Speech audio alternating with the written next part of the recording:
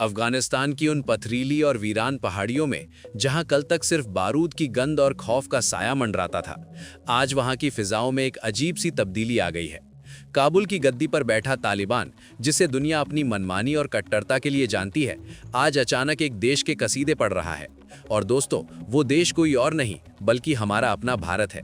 जब नई दिल्ली में संसद भवन के अंदर वित्त मंत्री निर्मला सीतारमन ने 2026 से 27 के बजट का पिटारा खोला, तो किसी ने सपने में भी नहीं सोचा था कि उस लाल बही खाते के अंदर से एक ऐसा ब्रह्मास्त्र निकलेगा जो दिल्ली से 1000 किलोमीटर दूर बैठे पाकिस्तान के हुक्मरानों के पैरों तले जमीन खिसका देगा। भारत ने एक ऐसा दांव चला है जिसने एशिया के सबसे बड़े कूटनीतिक खेल को पूरी तरह पलट कर रख दिया है। ये सिर्फ पैसों की बात नहीं है, ये उस भरोसे की बात है जिसे जीतने के लिए अमेरिका ने 20 साल और खरबों डॉलर बर्बाद कर दिए, फिर भी खाली हाथ लौटा। लेकिन भारत ने बिना एक भी गोली चलाए, बिना अपनी फौज भेजे, उस किले को फतह कर लिया है जिसे साम्राज्यों का कब्रिस्तान कहा जाता है। आखिर भारत के बजट में ऐसा क्या था जिसने तालिबान का दिल जीत लिया, और तालिबान के वो कौन से शब्द हैं जिन्होंने चीन और अमेरिका के माथे पर चिंता की लकीरें खींच दी हैं? हम आपको बताएंगे इस धमाकेदार खबर की पूरी कहानी। तो बने रहिएगा वीडियो पर, और इस संबंध में आपके जो भी विचार हों कमेंट में लिखकर जरूर बताइएगा। चलिए अब इस पूरी कहानी के पन्नों को एक एक करके पलटते हैं और समझते हैं कि आखिर माजरा क्या है। भारत सरकार ने अपने 2026 से 27 के केंद्रीय बजट में विदेश मंत्रालय के लिए एक भारी भरकम राशि आवंटित की है। इसमें हमारे पड़ोसी देशों के लिए मदद का भी बड़ा हिस्सा है, लेकिन सबसे चौंकाने वाला और गेम चेंजिंग आंकड़ा अफगानिस्तान के नाम पर है। भारत ने अफगानिस्तान के लिए अपनी विकास सहायता राशि को बढ़ाकर 150 करोड़ रुपए कर दिया है। सुनने में ये रकम शायद आपको बजट के सागर में एक बूंद लगे, लेकिन उस देश के लिए सोचिए जिसकी अर्थव्यवस्था पूरी तरह से टूट चुकी है, जहां लोग दाने दाने को मोहताज हैं। वहां ये 150 करोड़ किसी संजीवनी बूटी से कम नहीं है। जैसे ही ये खबर काबुल की वादियों में पहुंची, वहां खुशी की लहर दौड़ गई। तालिबान के कतर स्थित राजनीतिक कार्यालय के प्रमुख सुहेल शाहीन, जो आमतौर पर बहुत नपातुला बोलते हैं, इस बार खुलकर सामने आए। उन्होंने डंके की चोट पर कहा, हम भारत के इस कदम का स्वागत करते हैं। ये मदद अफगानिस्तान और भारत के बीच रिश्तों को सुधारने और विश्वास बढ़ाने में एक ऐतिहासिक कदम साबित होगी। सुहेल शाहीन ने साफ शब्दों में कहा कि भारत और अफगानिस्तान के रिश्ते सदियों पुराने और ऐतिहासिक हैं। सरकारें बदलती रहती हैं, लेकिन जनता का रिश्ता कभी नहीं टूटता। ये बयान पाकिस्तान के मुंह पर एक करारा तमाचा है। पाकिस्तान सोचता था कि काबुल पर उसका राज होगा, लेकिन यहां तो बाजी ही पलट गई।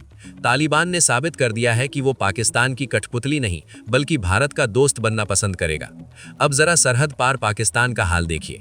पाकिस्तान खुद इस वक्त दुनिया के सामने कटोरा लेकर खड़ा है। उसकी अपनी हालत इतनी पतली है कि वो अपने ही लोगों को रोटी नहीं खिला पा रहा, तो अफगानिस्तान को क्या खाक देगा। पाकिस्तान की रणनीति हमेशा से अशांति फैलाने की रही है। वो चाहता था कि अफगानिस्तान हमेशा कमजोर रहे ताकि वो उस पर अपनी हुकूमत चला सके। लेकिन जब तालिबान देखता है कि उसका एक पड़ोसी पाकिस्तान उसे सिर्फ बॉर्डर पर झड़पें, रिफ्यूजी संकट और धोखा दे रहा है, और दूसरा पड़ोसी भारत उसे अस्पताल, स्कूल, बिजली के बांध और गेहूं की बोरियां भेज रहा है, तो फर्क साफ नजर आता है।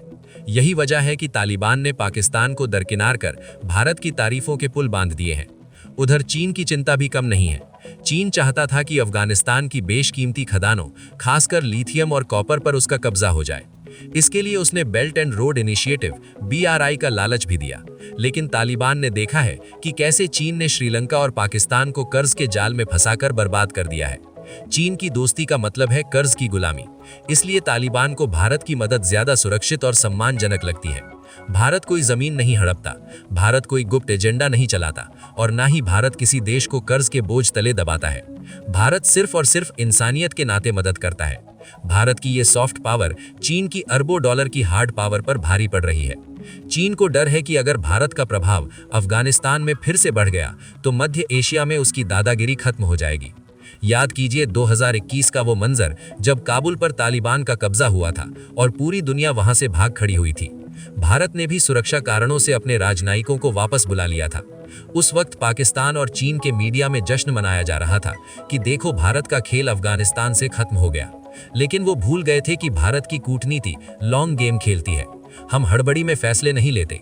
भारत ने भले ही अपने लोग हटा लिए थे, लेकिन उसने अफगानिस्तान की आम जनता का साथ कभी नहीं छोड़ा।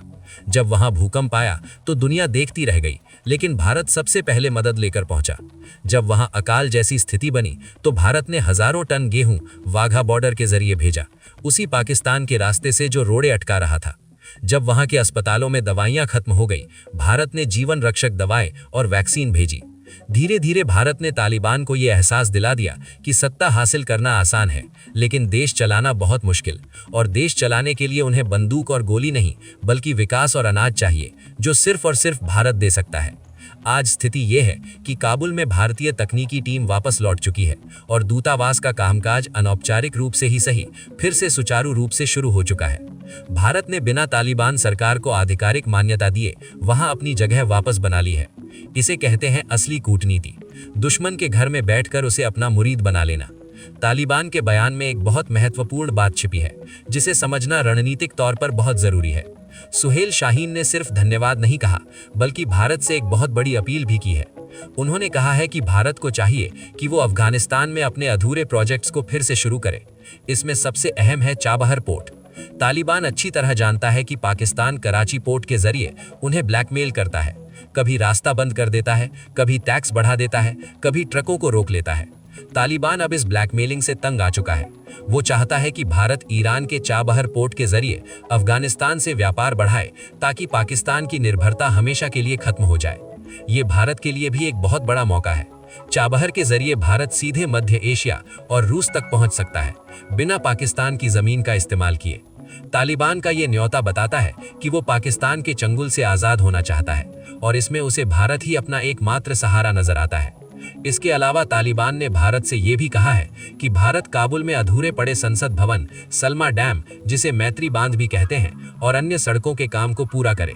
और सबसे बड़ी बात, तालिबान ने यह भी कहा कि हम भारतीय प्रोजेक्ट्स और इंजीनियरों की सुरक्षा की पूरी गारंटी देते हैं। सोचिए, जो तालिबान कल तक भारतीय प्रोजेक्ट्स को शक की निगाह से देखता था, आज वो खुद उनकी चौकीदारी करने को तैयार है। ये वक्त का पहिया है जो पूरी तरह घूम चुका है और भारत के पक्ष में आ खड़ा हुआ है। इस खबर को अगर थोड़ा व्यापक नजरिए से देखें तो ये सिर्फ अफगानिस्तान की बात नहीं है, ये 2026 के भारत की बदलती हुई और आक्रामक विदेश नीति का हिस्सा है। बजट में भारत ने अपने पड़ोसी देशों के लिए दिल खोलकर मदद दी है। भूटान को सबसे ज्यादा 288 करोड़ रुपए, नेपाल को 800 करोड़ रुपए, श्रीलंका को 400 करोड़ रुपए और मालदीव को 300 करोड़ रुपए आवंटित किए गए हैं। लेकिन ध्यान देने वाली बात यह है कि बांग्लादेश, जिसने हाल ही में भारत विरोधी तेवर दिखाए थे और जहां राजनीतिक अस्थिरता रही है, उसकी मदद राशि को घटा दिया गया है। ये भारत का स्पष्ट और कड़ा संदेश है, जो हमारे साथ खड़ा रहेगा, हम उसके साथ चट्टान की तरह खड़े रहेंगे। जो हमें आंखें दिखाएगा, हम उसे आईना दिखा देंगे। अफगानिस्तान को दी गई बढ़ी हुई मदद इसी रणनीति का हिस्सा है। भारत जानता है कि अफगानिस्तान एक बफर स्टेट है। अगर वहां शांति रहेगी तो उसका सीधा असर कश्मीर और भारत की आंतरिक सुरक्षा पर पड़ेगा। अगर वहां पाकिस्तान का प्रभाव बढ़ेगा तो भारत के लिए सुरक्षा खतरा पैदा हो सकता है। इसलिए 150 करोड़ रुपए खर्च करके भारत असल में अपनी सीमाओं की सुरक्षा कर रहा है। ये कोई दान नहीं है, ये भारत की सुरक्षा में किया गया सबसे बड़ा और सबसे समझदारी भरा निवेश है।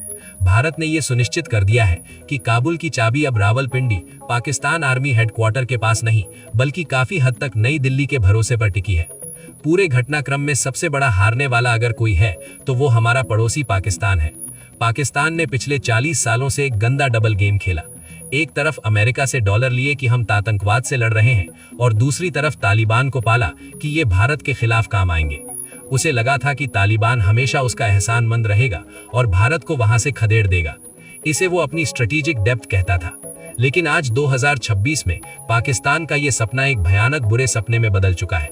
तालिबान ने पाकिस्तान को धोखा नहीं, बल्कि हकीकत दिखाई है। ड्यूरेंट लाइन को लेकर पाकिस्तान और तालिबान के बीच जबरदस्त झगड़ा चल रहा है।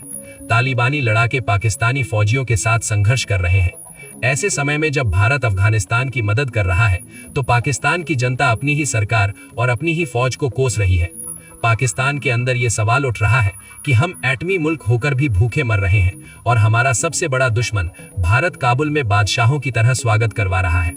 पाकिस्तान की पूरी अफगान नीति औंधे मूंग गिर पड़ी है। अब पाकिस्तान के पास न तो अमेरिका का साथ है, न तालिबान का भरोसा और न ही अपनी जनता का समर्थन। वो पूरी तरह दुनिया में अलग थलग पड़ चुका है। उसके पास अब सिर्फ अफसोस करने के अलावा कुछ नहीं बचा है।